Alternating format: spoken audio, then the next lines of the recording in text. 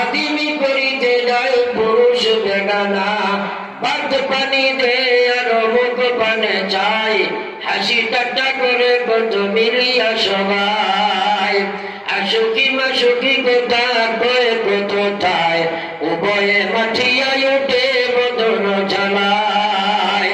পরে কত কাণ্ড ঘটে এই উশিলায়, পাপ বদনাম হয় মান কানো যায়। সাবধান হো যদি হো মুসলমান, মানিয়া চলো সবে হাদিস আর কোরআন।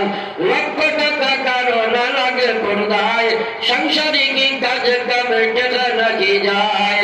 অবহেলায় যেই সব গুনাহ করা যায়, কান্দিয়া কল্যাণ তারা হবে মহাদায়।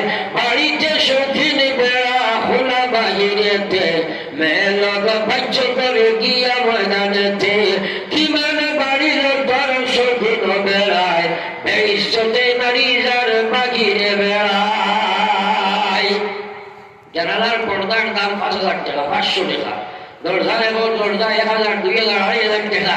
আর জানলানে পর্দা দিলা কিন্তু বাড়ান চোখ করে দেব, ওরা ওইটার নাম পর্দা। আর কত যাবো আমি পর্দায়, এর লাগে ওটাই বলছে মজার দেশের মজার কথা কত বলবো আর। চোখ খুললে যায় না দেখা, বুঝলে পরিষ্কার।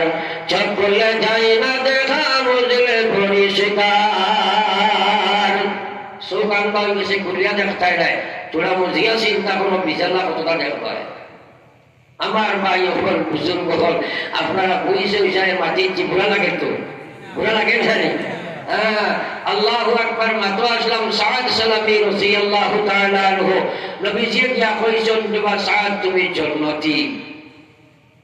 এরপরে নবীজি কইলা যাও ও বাড়িতে মেয়ে আছে, ওরে মদিনা হয়, অর্থাৎ পুরা মদিনার মধ্যে সবচেয়ে সুন্দরী। তাই বাপ অত্যন্ত ধনাঢ্য ব্যক্তি এবং সাহাবী দিনদার। যাও গিয়া কই আমি কইছি তার মেয়ে তোমার লাগি বিয়া দিতা। হত সাহায্যে তার বিয়ার মাত লইয়া গেছো। গিয়া বাড়ির বেটারে ডাকিয়া বার করে কইছেন নবীজি কইছেন তোমার মেয়ে আমার লোকে বিয়া দিতা। এই চিন্তা করছেন মসজিদের বারান্দা করিয়া করিয়া, বাড়ি নাই ঘর নাই, খালাসিয়া বেগড়া।